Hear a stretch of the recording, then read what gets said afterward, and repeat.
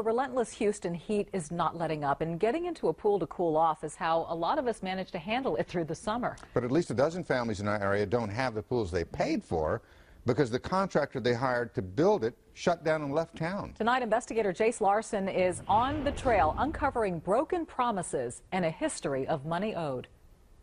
This is our little guy, Jamin. 5-year-old Jamin Como is blind. He can't walk, but just the mention of his favorite activity. You like to go swimming? Yeah. And his face lights up. When you look at this pool now, what do you think?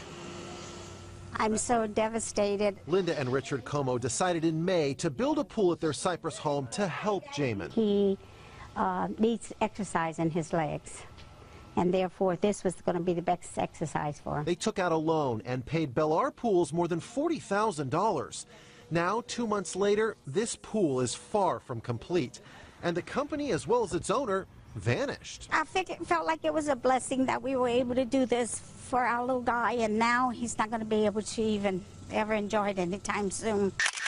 Nearly a dozen homeowners have reached out to Houston's Better Business Bureau and Channel 2 Investigates with similar stories. We had saved up for this for a long time. It was a big deal for our family to get this. Woodlands homeowner Jeff Bateman gave Bellar Pools more than $60,000. He wanted his own piece of backyard paradise. I have a pool for frogs and mosquitoes, and it's a playground for all of them. To make it worse, subcontractors who worked on Bateman's pool say Bellar Pools owes them a lot of money. They're threatening to file a lien against Bateman's home unless he pays them what they're owed. It's going to cost me over $100,000, easy.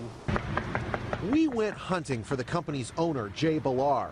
At his Northwest Houston store, computers were missing from the desks inside. Give us a phone call back. We couldn't get Bellar on the phone either. At his home, a drop box with the company logo was on the side of the house, but he was nowhere to be found. I just talked to neighbors who say more than a week ago they saw people bringing moving boxes out of this house, and they haven't seen anybody since. Then there's Jared Bellar, Jay's son. He was supposed to be our project manager. We tracked him down on Facebook. He says he is not the one at fault and blames everything on his dad.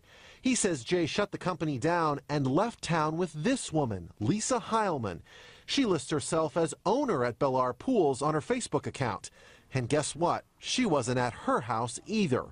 Jared claims he had no idea that the company was in trouble, but homeowners aren't buying his claim. They sat at our table and sold us a pool 2 months prior to going out of business. There's just no way that everyone didn't know what was going on with it. There's no way. They are now left with few options. It is very emotional. I don't know how we're going to ever get this completed. The IRS has gone after Bellar Pools several times in the last year, accusing them of not paying their taxes. If you've had a problem with Bellar Pools or you have any information about this company, send me a message on Facebook or you can send me an email. Jace Larson, KPRC, Channel 2 News.